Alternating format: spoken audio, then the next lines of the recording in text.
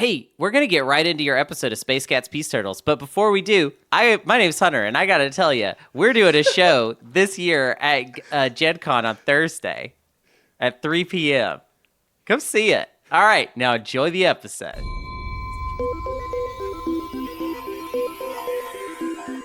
This is Space Cats Peace Turtles, the unofficial podcast for Fantasy Flight's Twilight Imperium. Episode 85. The Quest for Game 2. Music by Ben Prunty, featuring Matt Martins and Hunter Donaldson.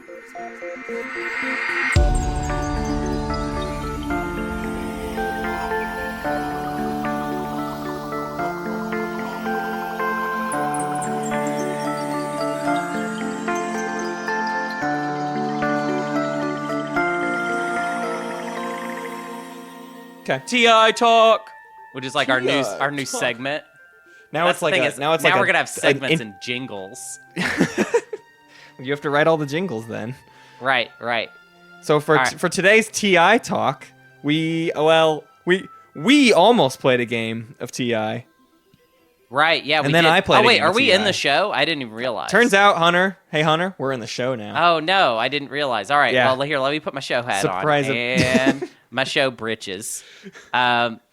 Yeah, so I was almost in a game of Twilight Imperium today. Can I tell that story first? Yeah, please do. Okay, so I was gonna play a Good Yin Brotherhood game today, but then the fire alarms in my apartment just started going off and they wouldn't stop.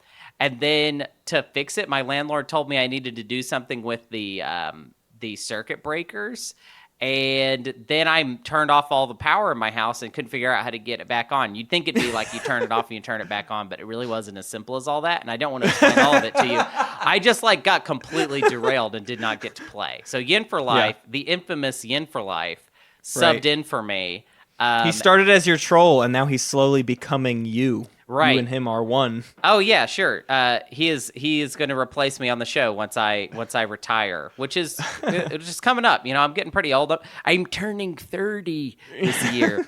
Oh, my old eye. 30. I can't move the plastic and cardboard no more because I can't see my racial abilities because I'm turning 30. Well, can I tell you about the game that I did play? Yeah, tell me about it. I was Xcha. I was all gung-ho to work on an Xcha guide. Man, Xcha is a hard faction. Right. You just gotta get lucky. You just kind of need some luck. But to put that aside, I felt really great about my start. I got a slice with 2 systems that contained planets on my path to Mechatol, which is like my dream for Xcha, right? You want the highway to Mechatol. The one adjacent to Mechatol was Vefut 2, which meant it had a 2 resource planet, so 4 production. That's pretty good. That's a good spot to put a forward dock on, you know. And I love those forward space docks as Xcha. Now, in this game, I wasn't able to get my forward dock down, but I was able to get my flagship out round 2, and I had a blue skip adjacent to home, so I was able to get gravity drive round 2, which to me, that's kind of what I've been working on is this gravity rift. A little bit aggressive Xcha. Take what's yours. Get on the planets and use the flagship to defend them. The only problem in this game was I was surrounded by Soul and Yin, and we all have the same MO. Basically, was like we want to be the first one to get somewhere and then hold it. I got to the Equidistant before Soul did. But I did not really get to the Equidistant before Yin did, and then it became an issue of just like, how am I going to expand out from here? Yeah. And I felt okay about the game for a while, but then there was one round where it all just went south. I didn't really have good resources, and I very early on decided I was actually going to try to get War Sons as Xcha, which is a little not great, obviously, but I wanted to try it. You know, you don't learn anything unless you experiment with it. Right. And I had like a decent setup. Like if I was just gonna get gravity drive out of the way really fast, I was gonna ignore all the faction tech and just sprint for War Sons. That was like my plan. But I didn't really have a good resource slice for that. So my other goal was to start expanding fast to get those resources. I had to branch out and go find resources elsewhere.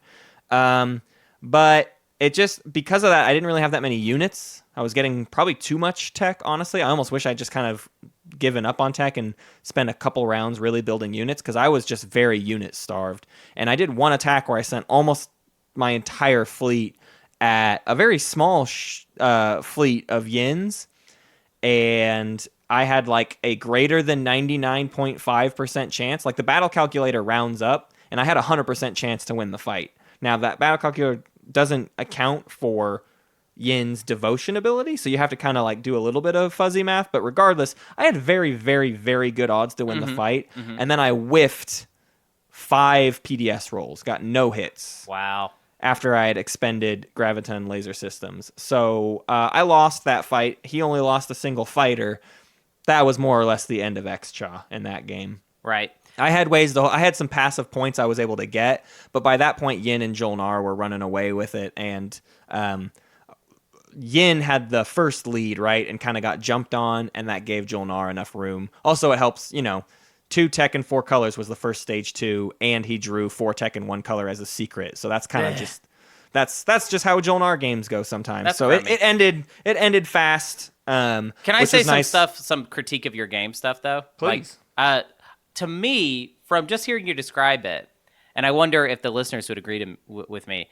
It sounds to me like you tried to do too many things, Matt. Because like you're probably I tried to go to as you're both describing your game, you're like, all right, so I'm trying to expand really quickly. I get my flagship out on round 2. I'm going after War Suns. I got a lot of tech. I'm trying to like get more plastic out. It just sounds to me like you were trying to push X-Cha, the slow turtle race, to be a fast knife in the darkness, basically.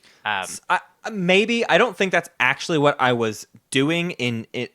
Like I never did get a plastic advantage, so it's not like I was working on that. I was trying to get the tech up, and then what my plan was to take it slow. I ended up jumping on both equidistance. The first because it was an easy timing to jump on it, and the second because I really wanted that red skip to make the path to War Suns easier. That's why I jumped on my other equidistant with Yin, was just to take Mir. All I did was take Mir so that the next round I was going to get my War Sun tech. The next round ended up being the last round of the game, and just it wasn't going to work. Yeah. But I think I just don't know where that balance is with X-Cha, because if you go too slow, you fall behind in points. And so I was trying to make sure I was always scoring a point, and I was scoring a point every single round, but it took everything in me to do that. Right. Because my slice was so resource poor, and I was never getting trade. I never got trade. I almost never even got to trade with people because I was always on like the opposite side of the table as the person with trade. I was picking last in speaker order, or like close to last in speaker order for a lot of the game. So it just felt like I wasn't getting the amount of stuff that I needed to do. Even I don't think I was trying to do too much, but I guess I was given my position. Yeah. If that makes sense. I also think you got a little bit unlucky being in between Yin and Soul. That was bad. Because X-Cha with PDS and the flagship is I would say a very strong matchup against Yin and Soul in space, but on the ground, I mean, there are no options. Like, I mean, that's why I think you went down you drank the crazy juice and was like, I'm gonna get War Suns. I think my biggest regret of the game is foregoing getting my forward space dock. Yeah. You really need it. You need it. I got paranoid at one point because I got threatened by Soul. He then backtracked that threat, but kind of once you've made the threat's there. The threat's out there. You can't really like, I'm going to attack you. Maybe I won't attack you. Okay, well, you said you were going to attack me, which means you're considering it. Right. So I'm going to have to act as though you're considering attacking me. So I dropped 2 PDS down on the round I had construction rather than doing a space dock and a PDS. And that round I wish I had done a space dock and a PDS, because that would have changed a lot of my mid game, because I would have had the potential to get units out forward on the board rather than back at home, or what I did, which is kind of like, I guess I'll just ignore units because I can actually just get more done with the stuff I have out there and spend my money on tech. Yeah. So, I don't know. More experimenting is necessary. Yeah, that's for sure. I agree. And I want to kind of announce something. We have been so the kind of pre-production work for the new round of faction guides is underway. Not that a whole lot has been done, but we've started making decisions and like figuring things out. And we're thinking right now, and it's not set in stone, but we toyed with basically me and Matt doing what we did last time, and we each individually write faction guides, which I think is faster, but maybe less unimpeachable. We are, for now, going to attempt to co-write. You're going to get faction guides that are where we both write and play each faction, all 17. Which, just to be very clear, that's like a monumental undertaking. I don't know if people realize how big. Like, the reason we split them up last time is there's 17 factions. Right. That's just so much. And especially at the time, when we were both in Portland, the only times we were playing was together. So we had to split them up, because to do both of them would require double the amount of games. But nowadays, we play together sometimes, but we also play separately plenty. And so we have a little bit more room to cover the same faction at the same time, and it just feels better to do it, because now we can both get our perspectives on it, and just take a closer look and be able to consider our differing metas. I remember that was something that really made the Ghost guide difficult, because I have just a really particular style, and Ghosts leads me down some really dark paths, and you don't do that, and I think you have more luck with Ghosts generally. And in fact, when we were gonna divvy them up, you were gonna take Ghosts this go around, because it just seemed like you need to be the one to take a stab at him. But I think the guides, though, there will still be a little bit every now and then of like maybe someone is kind of the lead on certain guides and someone else is like playing support. Right. That might be how some of them work out, but there's going to be a number of guides where we're full on. Both of us are pot committed. We are all in on this one guide. I know Hakan, that's certainly the factor. We are both like doing Hakan fully between the two of us. So, I mean, in general, I just kind of want to establish that when the new guides start coming out, there will be a lot more perspective on each of them, because I think the goal is to just like complete it, just feel like we exhausted each faction basically. Right. But it also reinforces the point that it will be slower. They're not going to come out week to week. These guides will not be week to week. There is no way. No, you'll never get 2 in a row, basically. Right. But that's what the other game is for, too. Yes. The other game is to fill in those gaps. So we're kind of easily exploring another game while we're digging in incredibly deep into TI. Yeah. And just before we get away from TI talk for this episode, I just want to say that I think probably the first guide to expect is going to be Federation of Soul. Yeah. Because I love this pick. Yeah. So we just kind of want to get it out of the way. It's I think the one that we both feel there's not a whole lot that we need to change as far as what we said. Right. You, dear listener, could write the guide on Soul. Yeah. So like it's just there. Right. It's just there. And if anything, I think my only goal with coming into this one is expanding what we're saying. Definitely. Because the strategy for Soul is very myopic, and it feels like nowadays they're not as strong a faction as they were when TI4 was very, very fresh and new. Because I feel like they are kind of a one-trick pony. Now it's a very good trick. But, it's a really good trick. But so I think our goal is maybe like, are there some other tricks out there? Like, are there ways of incorporating these abilities in a way that we have not before? So and that's definitely something I want to do with some of these guides too. Is I want to play some games where we do weird stuff, off the wall stuff. I mean, even today, Yin for Life took over for Hunter, but Hunter was playing his Soul in an effort to work on the Soul guide. And even Yin for Life did some crazy stuff. He went yellow path. He was like, I just wanted to try it. I wanted to see what it looks like. And he got transit diodes and integrated economy pretty fast, and it made for some crazy late game push stuff. It was very interesting, honestly. He was doing late game pushes. He got Carrier 2 while also I think he had Carrier 2. I'm going to say that, and I might be wrong, but it's crazy how much tech he was having. But he was like, did these last round dives onto other people's planets and then immediately reinforced with 4 to 6 ground forces. I mean, it was really wild. So it is an interesting thing of like, if you get outside of the kind of standard blue-green thing and go, you know what, let's like really invest in getting integrated economy, Soul can still do some really crazy stuff, and that's the kind of thing I know I'm going to want to explore with Soul. Is like, what are the other options? What else can we do with Soul that maybe fills some gaps while, probably gives up some other it's like I'm not taking advantage of all my strengths, but maybe I can get rid of a weakness that I didn't know I could get rid of. Yeah, I mean, I think each faction guide will have a tech path section where we talk about the different tech paths you could go down. Yep. And breaking those down. I mean, obviously, the traditional Soul is blue-green, but I think there is definitely a case for blue-yellow. So look forward to that. I think we'll probably do a better job of letting you know what's on the docket, basically, too, with these guides. With the intention being of me and Matt actually kind of getting ahead of it. I would say to not expect the first guides to come out till we exhaust kind of this current arc of the show, which is talking about the next game and figuring out what the next game is going to be. And then with Gen Con coming up. But basically, after Gen Con, expect this show to shift heavily into real strategy just about lots of subjects, basically, and being a very, very hardcore show.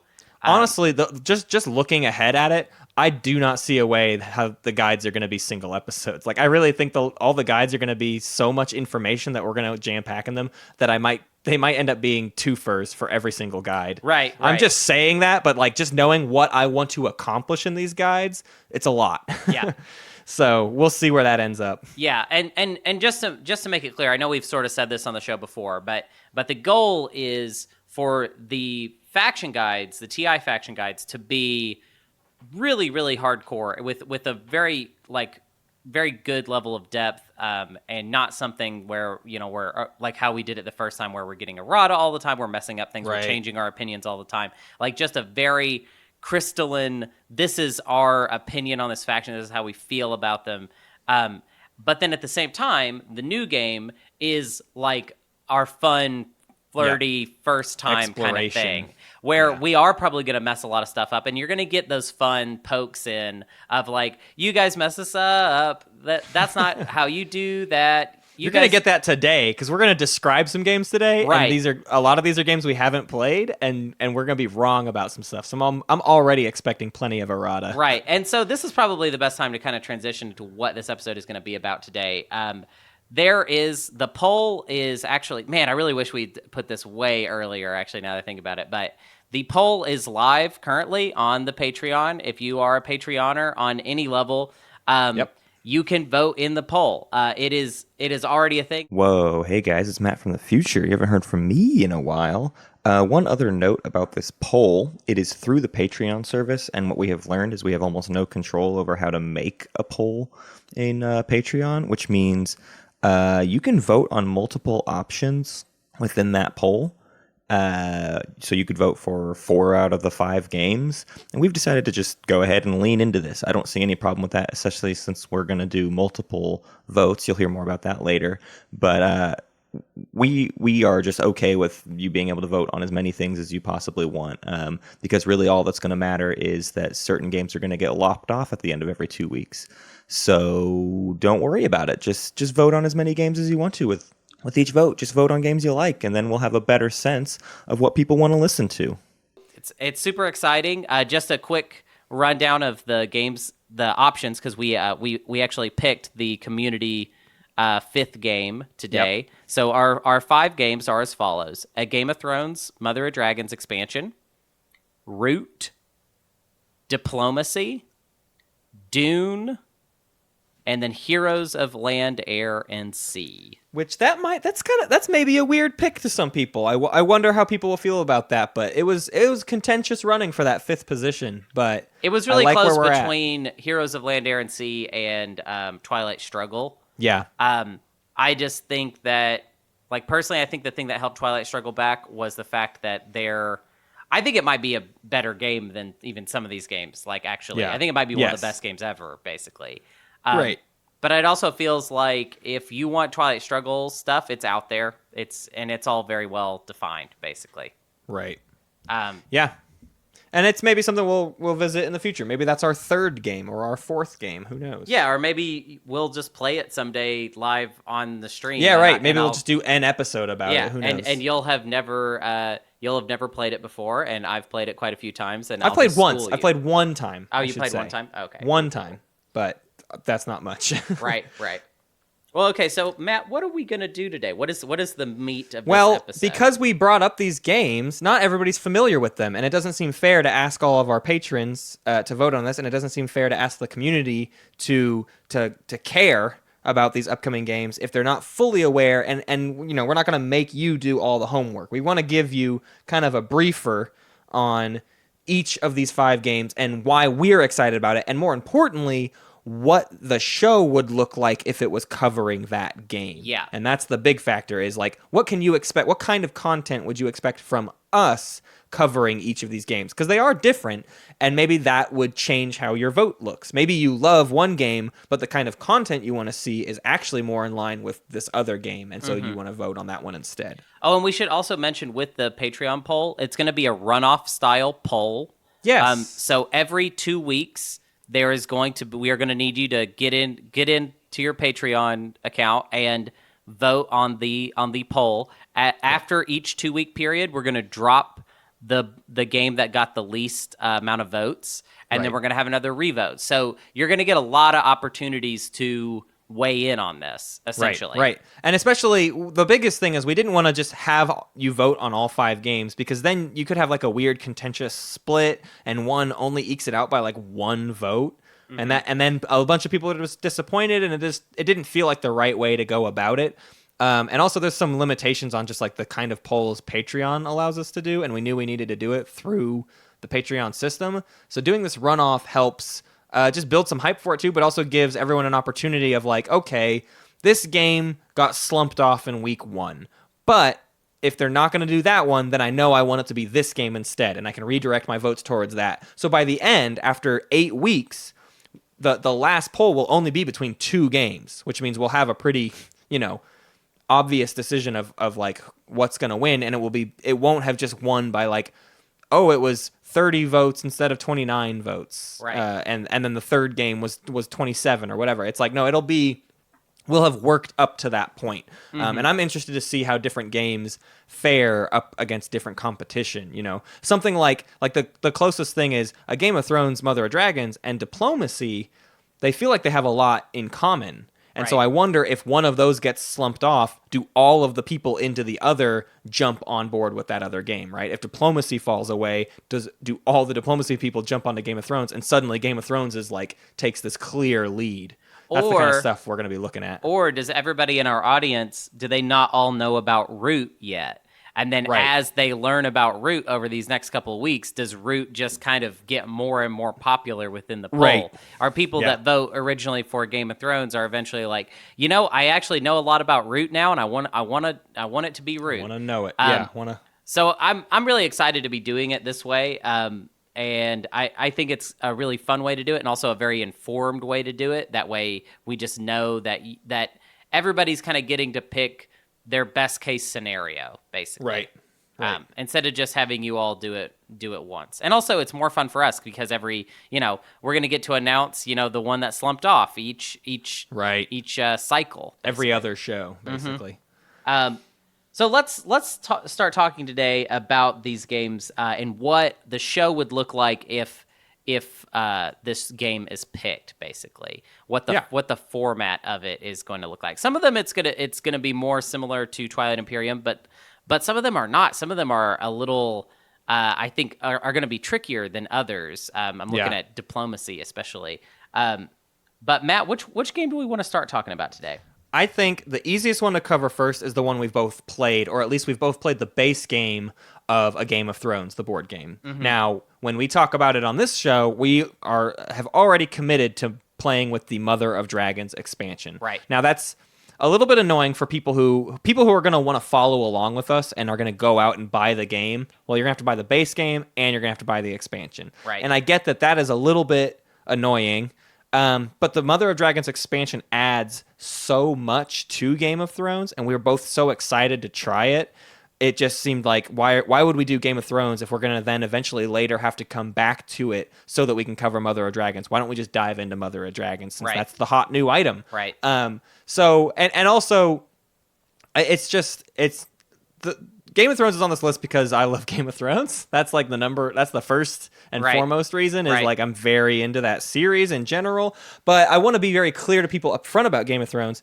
The board game, you do not need to know about the game, the books, or the show to be invested in the board game. Right. You won't understand the characters and why like a card is thematically like, oh, that is so perfectly Sandor Clegane. That is such an interesting card. I love that design idea.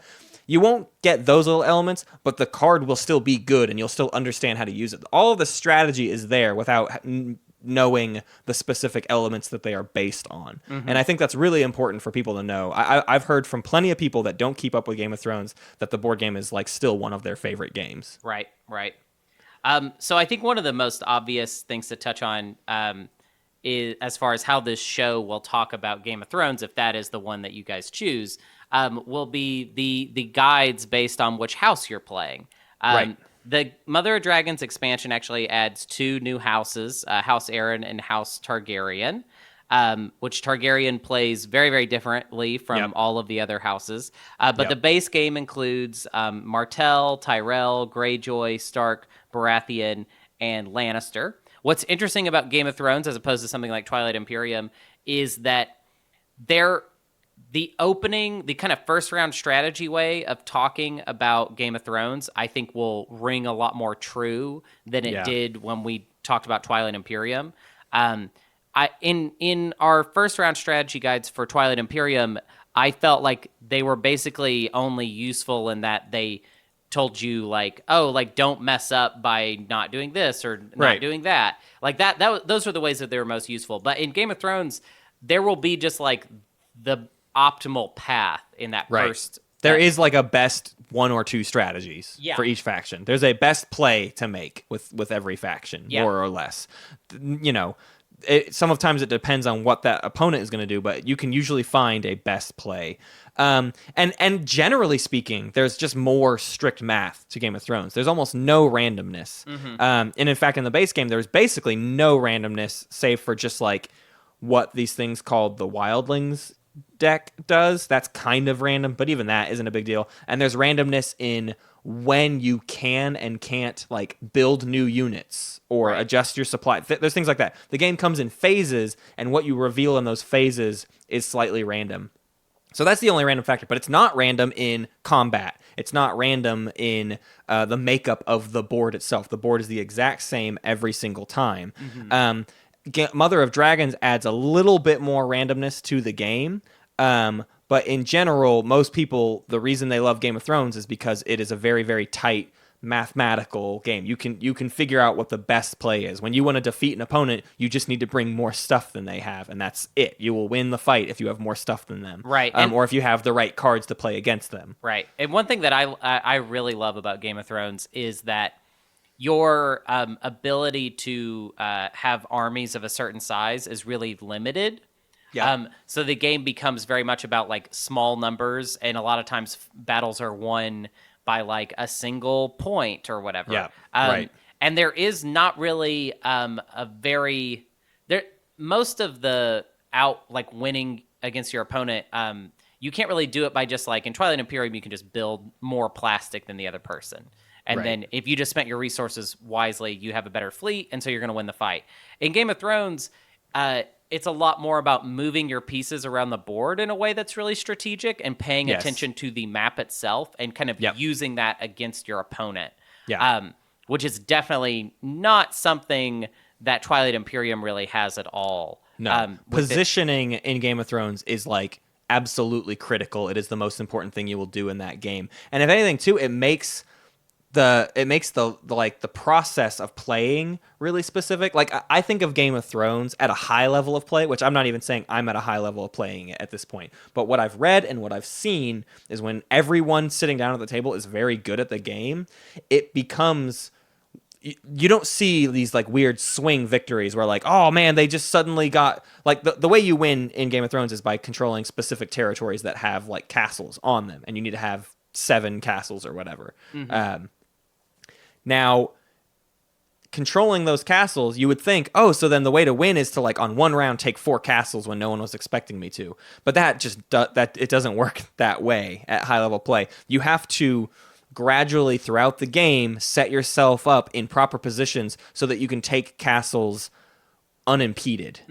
Right? It is less about like I made a sneak attack. There's not very many sneak attacks in Game of Thrones. Usually it's a sneak coordination with someone else, or it's a overwhelming of your opponent, and you just have to like work on constantly finding more ways to overwhelm. And that's the part of the strategy I'm very interested in, is like you really are setting yourself up for your late game plays. You're doing everything in your power to slowly accrue more land mass so that when the late game comes around, you're ready to make the big maneuvers you have to make to win.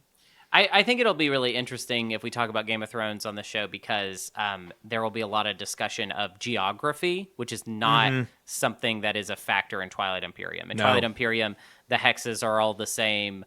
There are some anomalies that can get placed, obviously that kind of impede.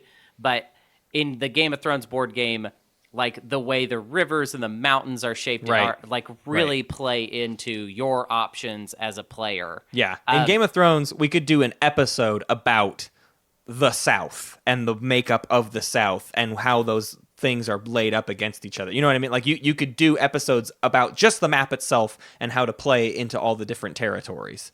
And that could fill up multiple episodes, honestly, of just like, how do you control the neck? How do you control the north? Like, how do you take King's Landing? Things like that would be really interesting topics of discussion. One thing I want to talk about that is actually going to be like a challenge in covering Game of Thrones is that we're talking about an 8-player game. And obviously, I think our first thought is like, well, we're going to play it with 8 players because obviously with this show, we're kind of lucky in that we can pretty easily get 6 or 7 people together to play with us. However, there's kind of this weird there's a whole new system with Mother of Dragons that it introduces that the base game did not have at all, which is called the vassal system, which is actually kind of fascinating. It's basically any house that isn't being played by anyone is kind of like a neutral NPC that the other players can kind of bid for control of, and they have their own like house cards if they're a vassal that are kind of neutral characters from the books that have all kinds of like crazy new abilities, and it's actually kind of a very enticing system.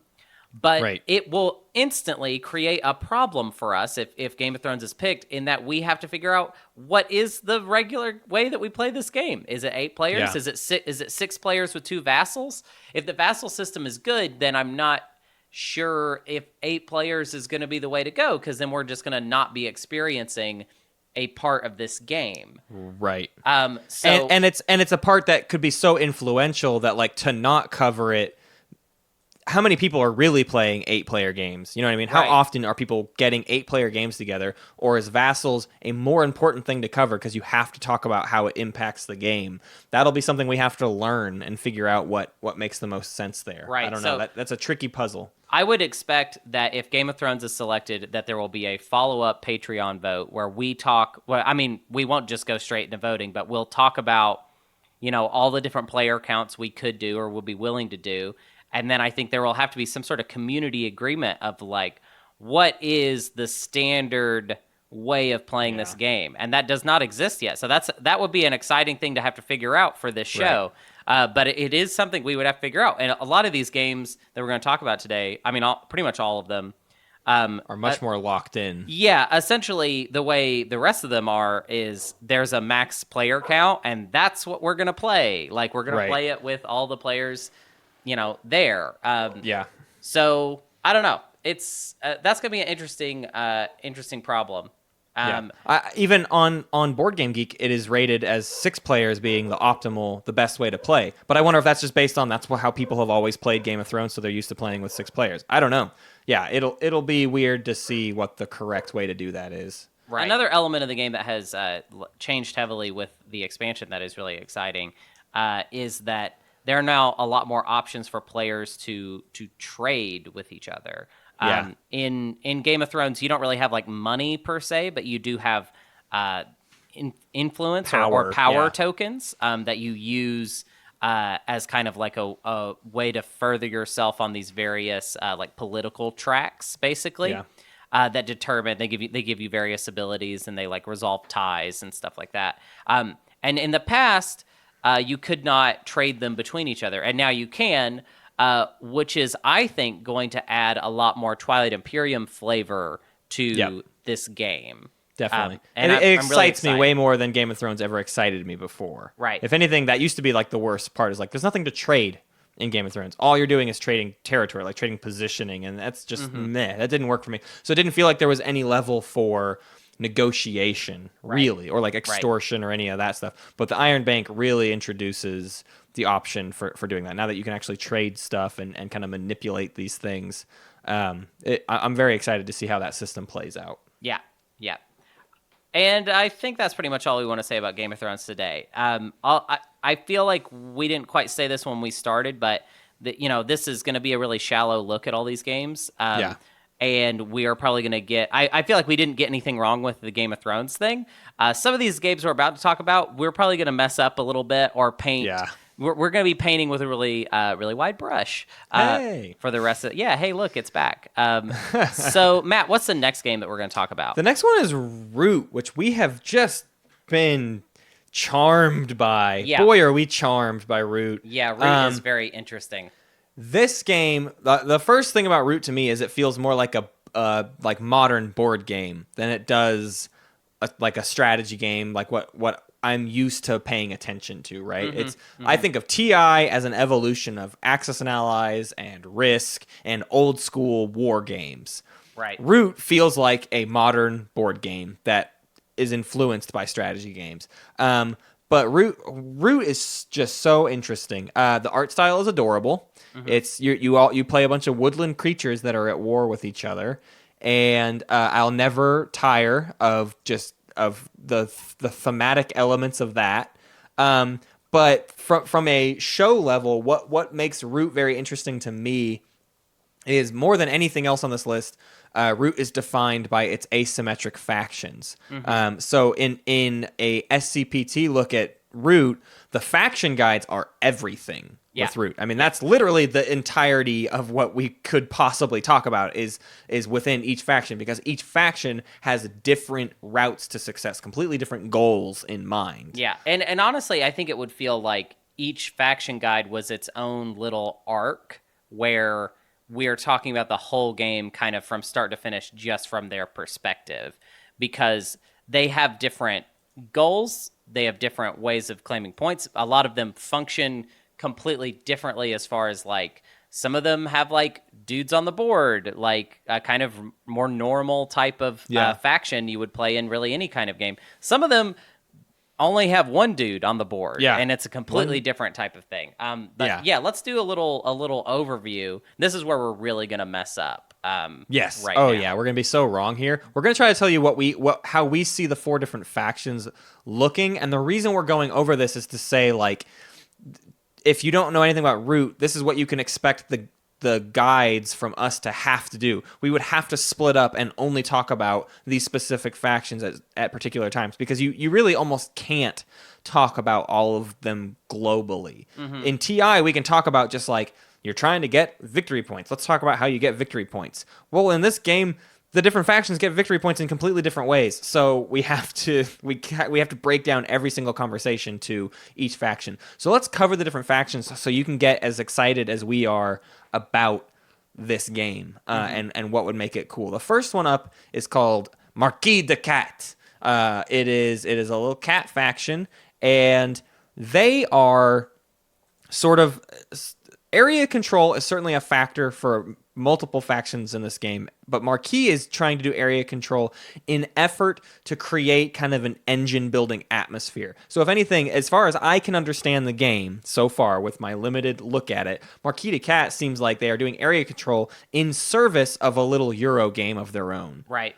They're trying to generate this engine and keep this thing building and try to scale themselves up based on getting all of these mechanisms to work in tandem with each other. Right. And the way that would look in the game is, so all of these woodland creatures are in this like kind of forest with various clearings, and Marquita Cat will have lots of cats everywhere, trying to control each clearing.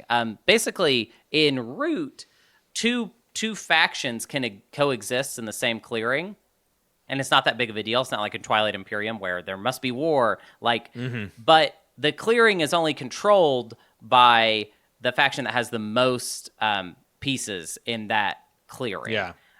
So Marquita Cat is trying to control as many of the clearings as possible, and build strongholds. I think they're literally called. Yeah, the reason they're there. controlling territory is so that they can gain more resources so that they can further build their engine to then take more territory, right? Right. They're trying to get as much area as possible, but the way they manage that is through resource accrual and building stuff. Right. And so the even better way to understand Marquita Cat is to juxtapose them with the Eerie, whatever you want to call them, the bird faction. Because the bird faction is kind of the main other structurally sound faction. There's only two factions in this game that operate on a pretty strict area control thing, and it's like the way you're used to seeing strategy games played. Right. And the other two factions are going to throw that into the garbage can. Right. But the Eerie is about area control, but very pointed area control. You're trying to establish these roosts, and you want to get as many of them on the board as possible, and your whole faction is kind of slowly falling apart as you go. So you're on a little bit of a time window of like, I have to get all of this stuff open and not lose control of all my stuff while also like having lots and lots of territory. So you're not so much worried about like the resources that you're generated as you are just maintaining everything that you've got and keeping a handle on it. It's almost like I would compare it to sort of like, I don't know, like the way it feels to be the Clan Asar when it's like I'm building so much, but I don't know when this is going to fall apart. Like Right. when am I just going to completely break down and come to a crashing halt? Right. They also have a really interesting element where they have like a leader character that grants them a special ability. But under certain circumstances, the leader can be like voted out and replaced if they don't fulfill certain requirements. I don't remember exactly what those requirements are, but Sure. that it has like a fun little flavor to it like that. Like it's like the Eerie is I would say there's kind of a royal like vibe to it. Feeling. Like, Right. yeah. So the next one up is the Alliance, and this is where Root just starts to completely fly off the handle and become this whole thing on its own. Right. So far, it's been very strictly like, I have units on the map. I'm trying to get more units on the map and area control. The Alliance doesn't start with any units on the map. They have nothing at the beginning of the game. Mm-hmm. The Alliance is like this tricky little subterfuge base rate. They're literally like a rebel alliance. Mm-hmm. And their whole goal throughout the game is really to be more predicting where other players are going to move and base their moves on whether or not you are or are not going to invade a new spot, because they can do certain actions that improve their standing in areas whether or not you invade or you don't. If you invade somewhere and they had it set up in the right way where they were okay with you invading it, they're going to reap some sort of benefit from you invading that territory. Or they have other ways to take territories that they know no one's going to go to, and that also helps them accrue power. And so basically the Alliance is trying to set up a situation where they start with nothing, but they kind of snowball out of control. And you have to be very keen on what your opponents are doing, and I wouldn't say manipulating them, but you are trying to like pay very close attention to what they are doing and predict their moves and plan against them more than you are just doing your own little thing on your own. Mm-hmm. Mm-hmm. Yeah, I didn't really get to wrap my head around them at all, basically. Yeah. I did not understand what I read. They are so exciting to me, basically, Yeah. as a faction. It's very hard for me to even understand what it is they're doing. It would be like if Isarl in Twilight Imperium didn't build units, but still had like a hand of action cards that you can play, and then you're playing them and stealing other people's units, and it's really strange.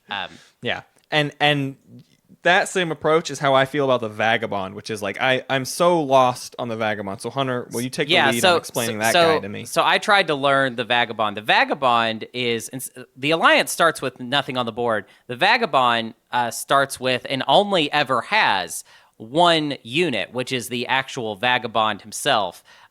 It's like instead of playing as a faction, when you play as the Vagabond, you are literally just playing as the Vagabond, the guy. It's just a guy. And he is sort of like a hero unit, is how I would describe him.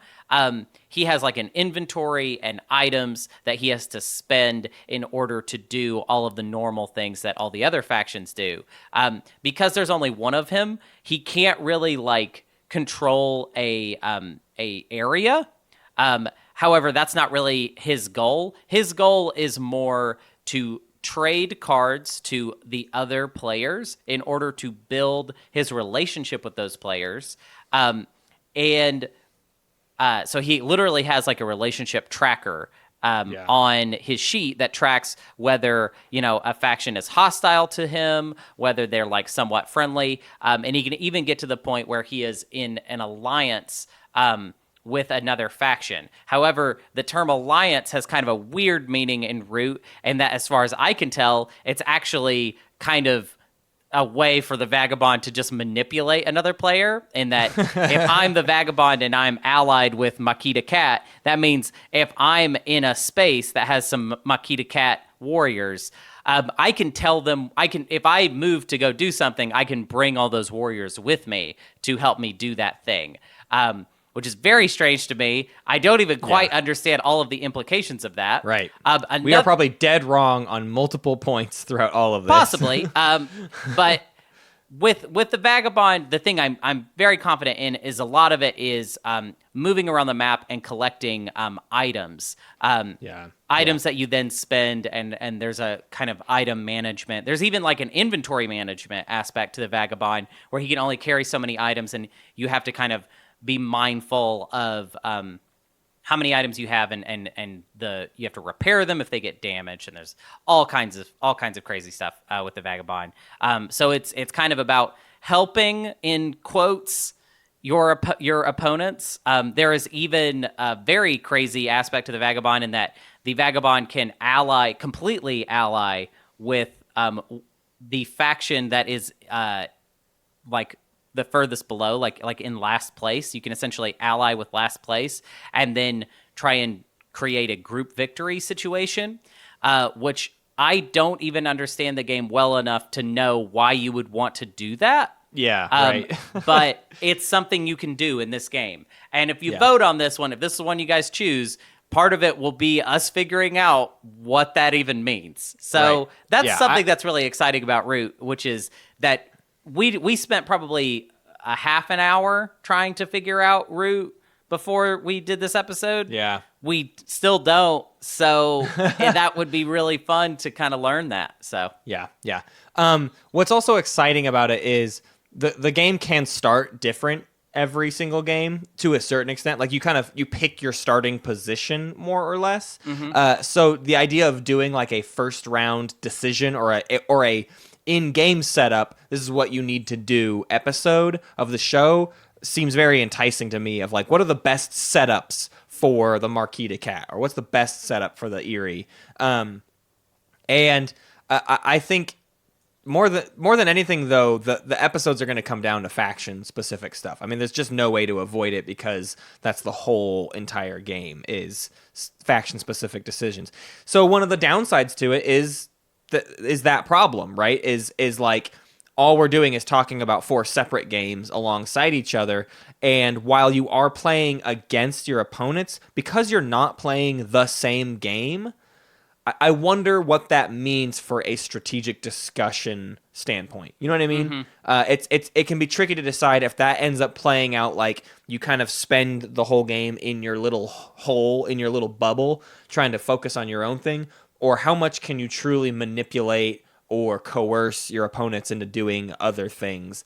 For us, TI is very much about the metagame. We talk about the metagame all the time, and we talk about using resources to extort people.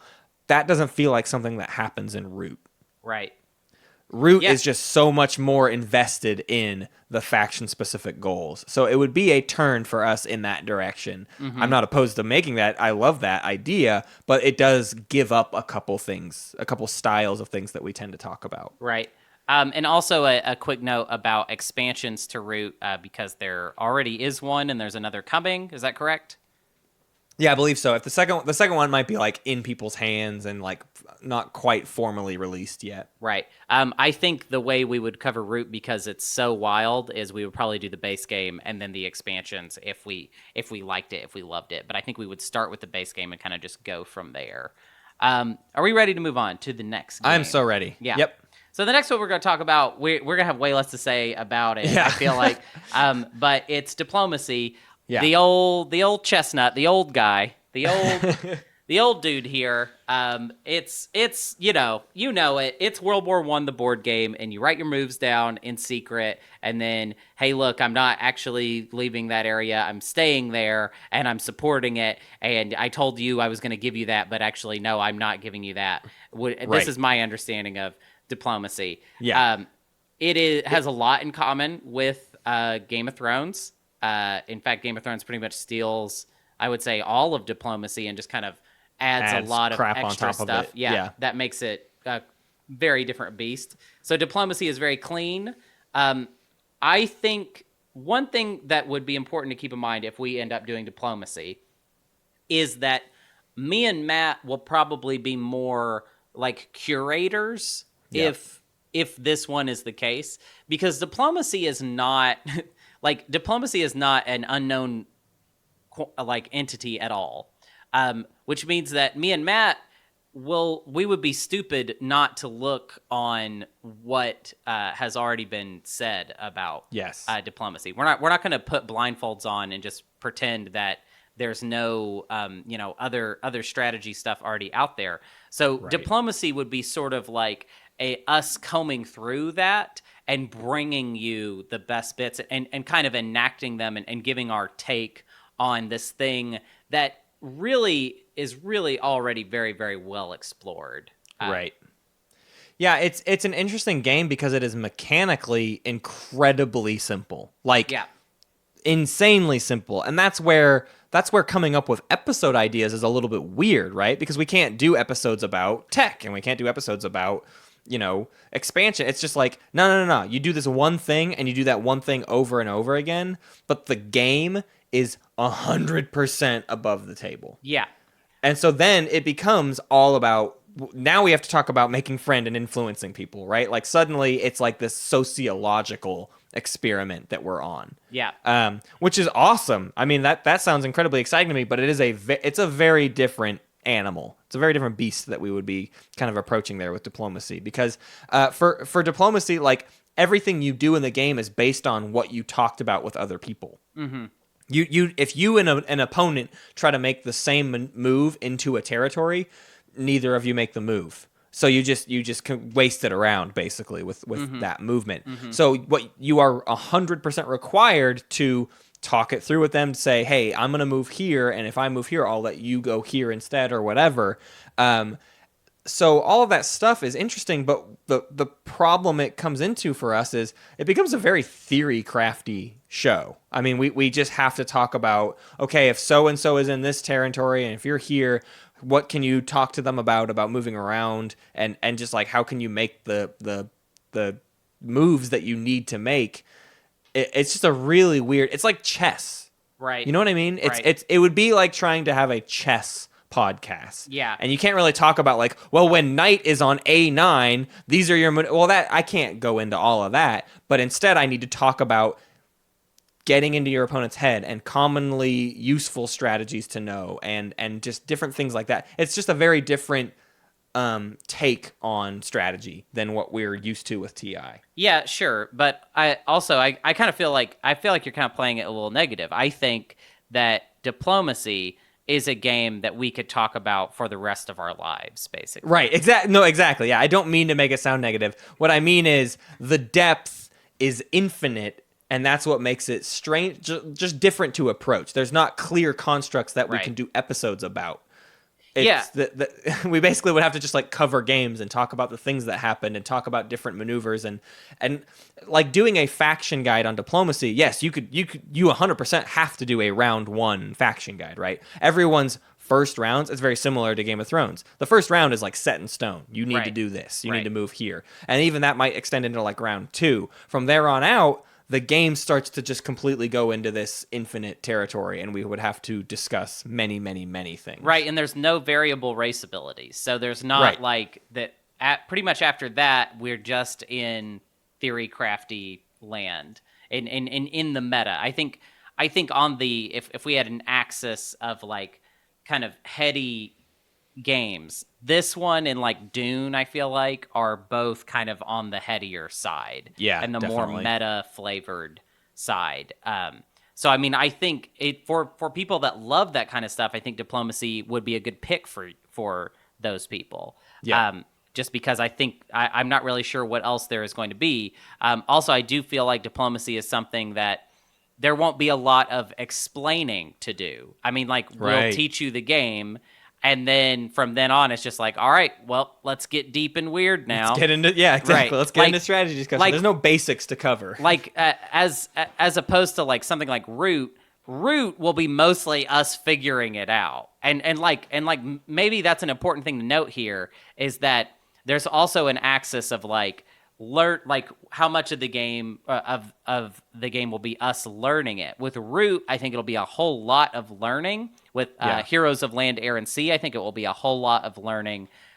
With diplomacy and like Dune and Game of Thrones, there will, I think, be less of like me and Matt are discovering the game kind of element to it. And I think those three can easier go into the kind of theory crafty element. So I think that's important to note for people. If you're looking for that aspect of the show, basically. And honestly, at this point, it's hard to say much more about diplomacy because that's, I mean, who knows what shape the show takes from that point forward, because it's all theory crafty. So let's cover that next one. The next one is the sort of not oddball out, but it was the 5th game, right? We hadn't really declared this one yet, but we decided on Heroes of Land, Air, and Sea. And Hunter, maybe we can talk about why we ended up going with this one for Game 5. Well, there weren't, like I wish, predictably, there actually weren't a lot of repeats in what people brought up. Basically, people threw a very, like, lots of different games at us, and we didn't actually have a lot of people seconding each other. Like, a lot of people being like, oh, I second that. Except for, so it was basically this game and Twilight Struggle were kind of the only 2 games. And we've kind of already discussed why Twilight Struggle did not really make the cut. We went with Heroes of Land, Air, and Sea because we don't know a whole lot about it. We are not going, this is the one we're going to do the worst job of actually summarizing. But it is a actual 4X game. So in that way, it does seem like I think there was a whole world of games that were going to take this spot. And this is like a fresh new item, a fresh new take on that style of game. So it does feel appropriate in that way. I just think the kind of 4X games, there are so many out there, and it's hard to know which is the one to go for. And I will say, in this one's favor, it's very colorful. I really like all of the art and the style. It's very intimidating to me thus far. Which is something that reminds me of TI, though. This is a big game. This is a huge game. It's very, very, it doesn't seem as big at first because it's just 4 islands or whatever. But then once we started looking at like the faction sheets, it's very big. It's very, very big, guys. And it gets bigger. There are expansions that make it even bigger. So this one is hard to talk about because honestly, this one would be a lot of just that your classic 4X stuff. There are factions in this game, but I wouldn't say the factions are like critically different like they are in Root, right? Root is defined by the factions. Heroes of Land, Air, and Sea is a little bit more like TI. There's 4 factions. They're better at some things, worse at others. But the big takeaway is Heroes of Land, Air and Sea is a point salad. If you're not aware of that term, it's like you are constantly scoring points throughout the game. It's not like TI where it's like, oop, you only got to get 10, so every point is very critical. This is just like always score points. Do everything you can to always be scoring points.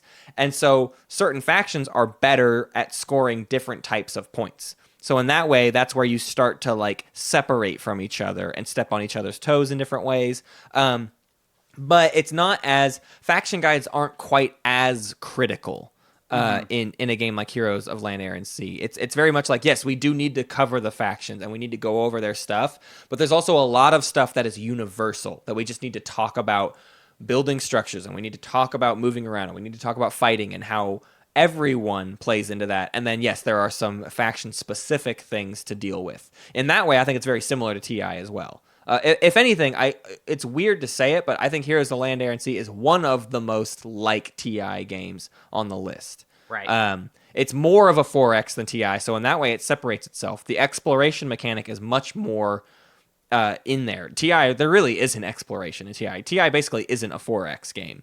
But Right. Heroes of Land, Air, and Sea, I mean, think of your games like Civilization, Endless Legend, your PC games like that. You know, all of those games, this is what Heroes of Land, Air, and Sea is trying to accomplish. Yeah, I mean, I would say Civilization is probably the best touchstone for this game. So, like, if you have played Civ at all, you will recognize a lot of it. It's basically Civ if there was like a Warcraft skin for it. Right. Because to me, all the art just kind of screams Warcraft. But then the way it plays is very, very Civ. So yeah, I mean, I'm not really sure what more we could say about it today without like getting pretty hardcore into it. And at the risk of us just like, I don't want to just say, just like whiffing a whole lot on this one.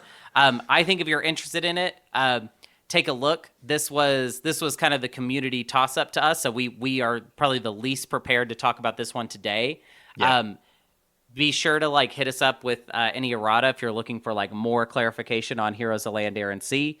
But yeah, I think Civ is the best touchstone as far as like just explaining this game to you. For sure. And we only have one more game on the list, and I think it's a game we're both very, very excited about. Yeah, it's kind of my pride and joy on this list. Dune, the board game. Yeah.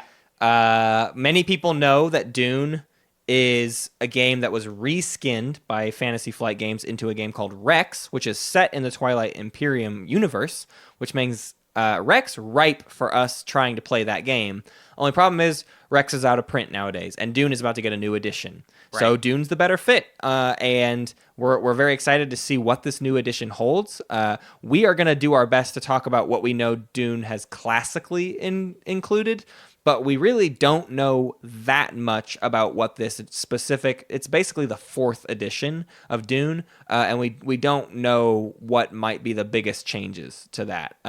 So we're really going to pull this off of what previous editions of Dune and what Rex are like. So with that in mind, my favorite thing about Dune is very tactics heavy. Mm-hmm. So it's so critical what you are doing each round, because any game could end on any round. You could win on round 1 if you like pulled things off correctly. Mm-hmm. In fact, I think it's well known that in Rex, if you're playing a 3-player game of Rex, Joel Nar can just win round 1 pretty easily. Mm-hmm. It's maybe even like not even possible to stop them, I think. I'm not sure. It might be broken. Maybe that's not true, but regardless, you can win on any round of the game. I think there's 8 rounds total. Maybe that's different in Dune. I'm basing this off of Rex. But I've always found that fascinating, because what that means is you're trying to play a game of nothing but swings, right? This is like the opposite of what I explained with the Game of Thrones board game. Game of Thrones board game is like, I got to set up all these things so that I can accomplish a swing.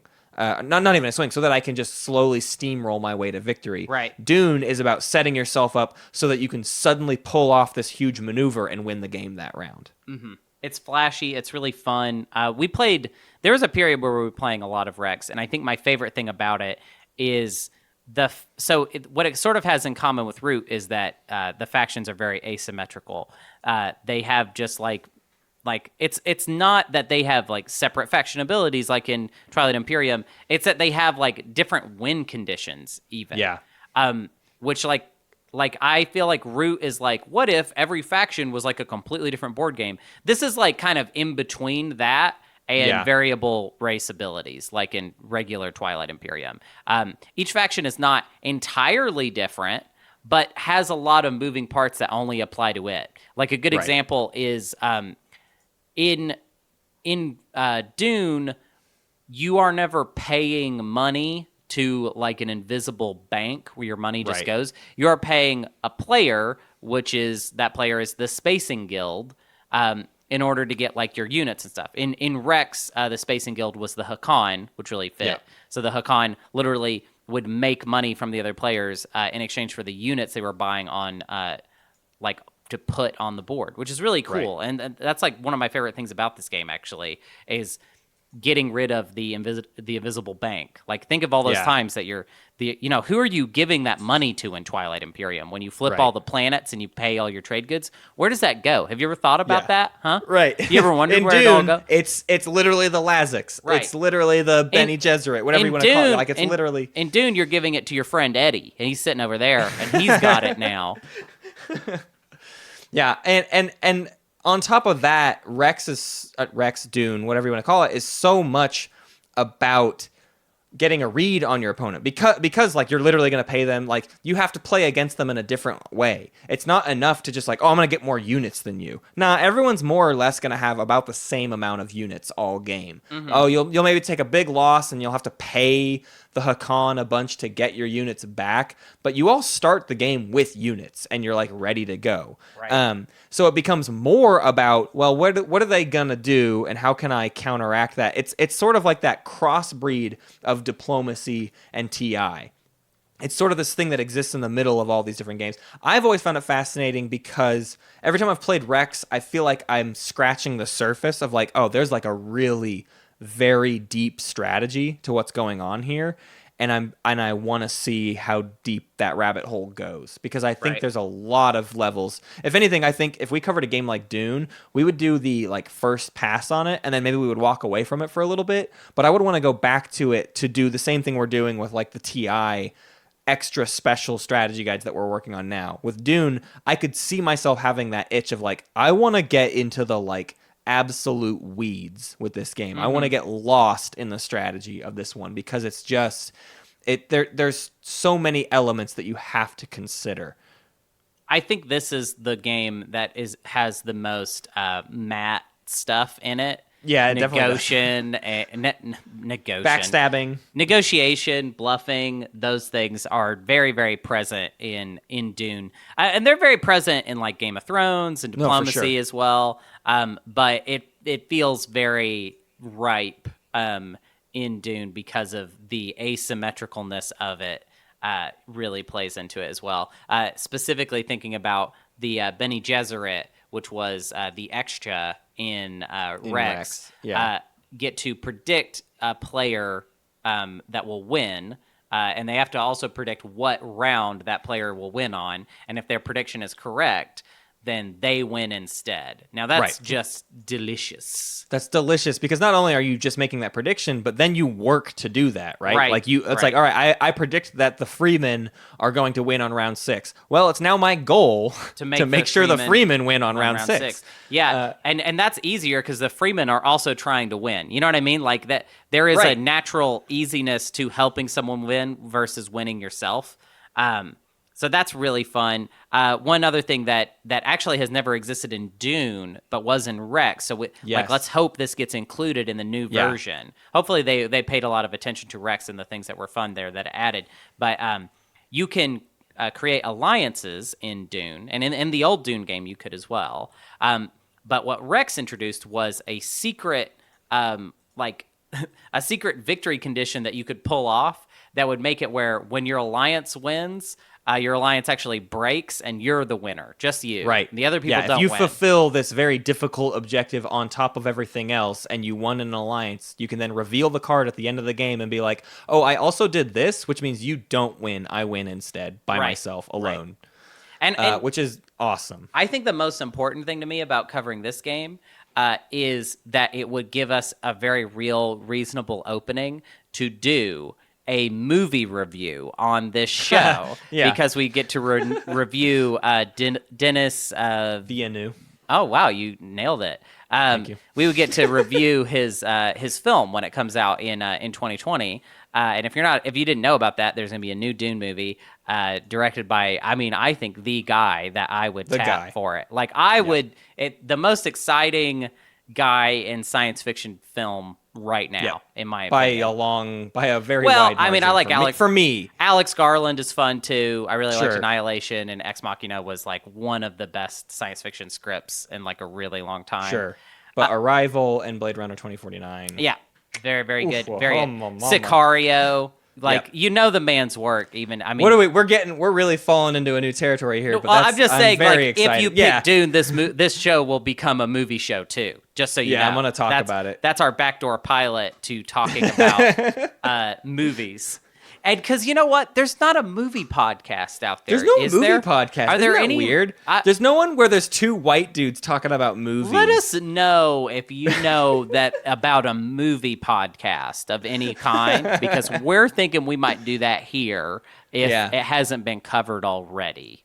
We've got takes and they're hot, and we're ready to serve them to you. I got a movie everybody should go see actually, not everybody should go see this. This is an all-ages show, and this movie I'm about to recommend you is not all ages whatsoever. But it was called High Life, a very good science fiction movie with Robert Pattinson. Kind of sad, kind of rough to watch. Like it's not the nicest movie. But he's Batman now, so you got to see it. He's Batman, so you probably need to be checking into the Robert Pattinson that we are in the middle of. But no, check out High Life. It was really really good movie if you like not super dark, but like a little bit dark, and it's a sci-fi, and it's really good. This feels like a really good point to ask you to rate us on iTunes or Apple Podcasts. So that we can gain more visibility and keep growing the show. You can follow us on Twitter at SpaceCatsPod. You can find us on Facebook, Space Cats Peace Turtles. We post episodes every week on the Twilight Imperium subreddit, so you can join in the discussion and be a part of helping us figure out more about these 5 games, which within 2 weeks will be 4 games. I want to slow you down real quick. I just want to say that if you would... If anyone out there that is like, oh, I feel like rating them on Apple Podcasts, if you would just write that this is a great movie podcast in your description, that'd be really fun for little old me. That'd My favorite podcast about movies. This is what a great movie, because I felt like that was a really fun little, like, I'm kind of ready to just keep talking about movies now, Because Matt, he knows about them, and I don't, but I am opinionated, so that sounds good. You can also be a part of our movie podcast on Patreon, and you can watch movies with us on Patreon, and we'll rate movies with you. You can join our Discord, and where we're always having discussions about the latest movies and releases. Oh man, what a good Detective Pikachu post we had the other day. So good.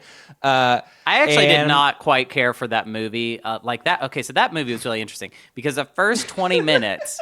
Let me tell you about that movie, because the first 20 minutes it's just like B-roll of like... just like the wilderness, and there's Pokemon in it. It's like Planet Earth with Pokemon in it. Yeah. And I was like, oh my God, this is a great movie. And then like you get like kind of through the first act, and you start realizing that like the movie is way more concerned with selling you on the detective part of the title than it is really concerned with the Pikachu part. And I kind of came in for the Pikachu part. The detective part was just kind of like, you could have put any old word up there before Pikachu. It could have been like, it could have been Surfer Pikachu. It could have been Chef Pikachu. Like, it didn't matter what his occupation was. And a lot of the movie is really stressing on the whole like film noir detective stuff. And I just want to watch a Pokemon nature documentary now. Yeah, dude, like seriously, it's not a whole lot of the movie, but it's like there's like the first scene where they kind of, they establish the world a little bit. They give you the main character who like he wasn't so bad. He was okay. He wasn't like a great actor, but he was like decently written. But anyways, then it just kind of like is trying to set up the world for a minute, and is showing you like, the wilderness. It shows you like a city where Pokemon live, and it's really, really fun when it's doing that. And I would love just Planet Earth with Pokemon. Why don't they make that? So you can watch me do stand-up comedy. What a show this is that you listen to. It's about Twilight Imperium, and then will eventually be about another board game as well, and also movies and stand-up. It's about 4 things. So I do stand-up comedy in Portland, Oregon. I am taking over the stand-up comedy scene here in Portland, Oregon, and I don't mean in a good way. What I mean is I now co-host 2 weekly shows. Yikes. Every week. That's 2 shows that I do where you can see me every week. The first one is called Earthquake Hurricane. It is every Thursday at Ford Food and Drink. Starts at 8 p.m.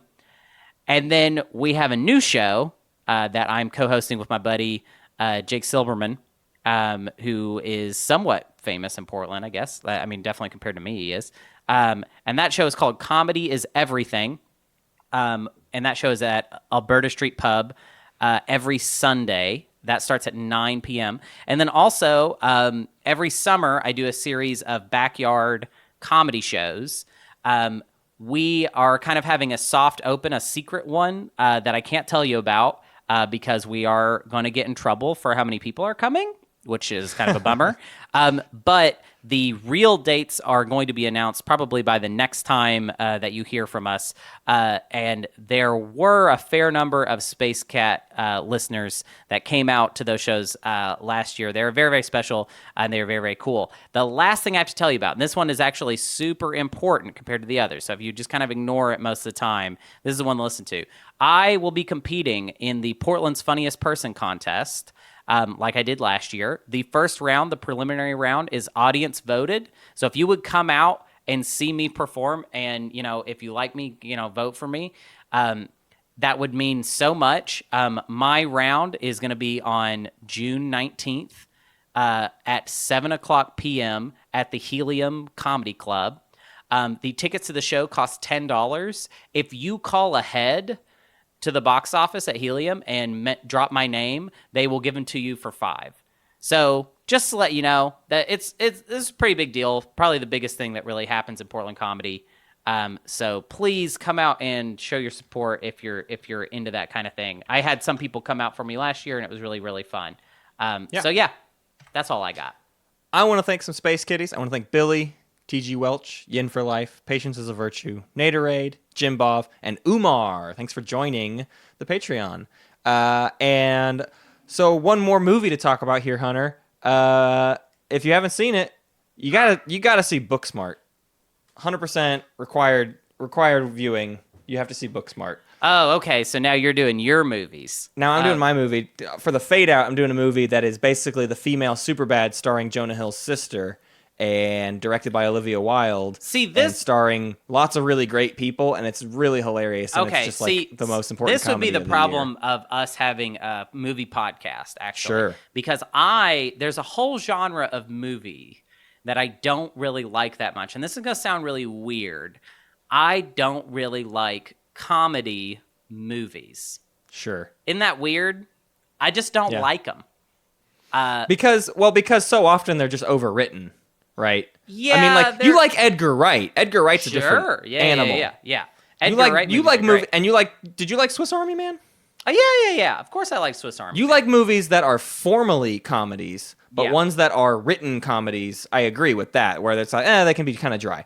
I think Booksmart is still great, even as a overwritten comedy. You have to lean into it. You have to just kind of accept that, like, oh yeah, it's a little overwritten. The dialogue is like not realistic at all or anything like that. Yeah, but it's a fun high school romp. It's the priority is always on the dialogue in those movies. Yep. Which means that visually as films, just like mute them sometimes. Like, sure, dude, pull up any American comedy movie, just traditional one, mute it. And there is nothing going on at all. There are people standing, talking to each other. Right. And that is that is happening. There are parts of Booksmart where you're dead wrong. I'll say that. Oh, okay. Much. Well, there are parts of Booksmart where visually they do really cool stuff. Hey, that's what you got to tell me to get me to check it out. Because, if it breaks from that.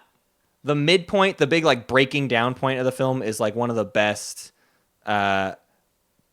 like argument scenes I've seen in a basic comedy. You know what I mean? Yeah. Like it just so far and above blew away what a normal just like we don't like each other anymore scene. Like it's a predictable scene, but the way they do it is way better. Okay, that's Did we fade out yet? I feel like the show would have faded out by this point. No. This is part 2. The movie madness. It's a show with movie Matt Martins and Movie Hunter Madness. and movie madness with movie Matt Martins and movie Hunter Donaldson.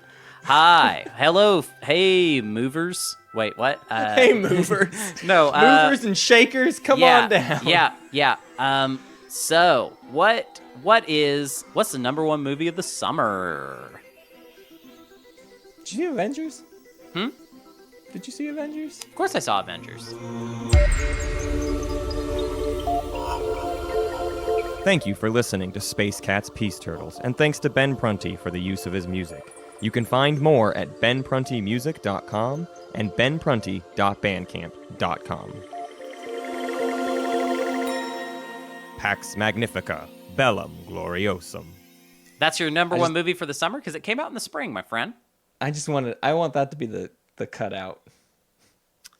No, this is the cutout. I decide the cutout, Hunter. I want to be very clear. No, I predict that when you make the actual decision later, you will pick the one that I decided was it.